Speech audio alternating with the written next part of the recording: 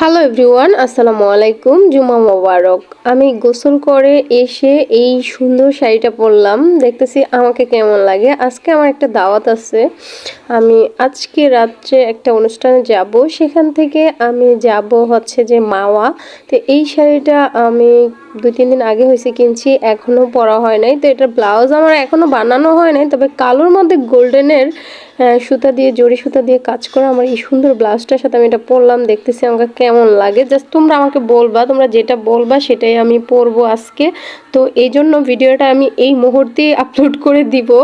তো তোমরা প্লিজ আমাকে একটু বলবা যে আমাকে এই শাড়িটাতে সুন্দর লাগে কি লাগে না। হ্যাঁ, আমি একদম কনফিউজ হয়ে গেছি, যেহেতু আমার অনেক অনেক অনেক অনেক শাড়ি, তো সবগুলা শাড়ি আমি বাদ বাদ দিলাম, কারণ সব কিছু একলগে দেখলে না আমার চোখ নষ্ট হয়ে যায়, কোনটা থুইয়া কোনটা পরবো ওটা নিয়ে আমি ভীষণ কনফিউজ হয়ে যাই। তো এটা তো তোমরা দেখলা। তারপরে এটা হচ্ছে জামদানি, এটা অনেক দামি শাড়ি, ওটার চাইতেও বেশি দাম, বাট এটার গোল্ডেন কালার আমার ব্লাউজ আছে, সব কিছু আছে।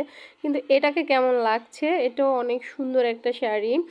তো মানে কোন শাড়িটা পরবো এটা নিয়ে আমি কনফিউজ হয়ে গেছি। এটাও নতুন কিনা হয়েছে, এটা একবার পরা হয়েছে অবশ্য, কিন্তু ওইটা পরা হয় নাই। তো তোমরা একটু প্লিজ আমাকে বলো তাড়াতাড়ি করে যে আমি কোন শাড়িটা পরবো, প্লিজ প্লিজ প্লিজ তাড়াতাড়ি বলবা।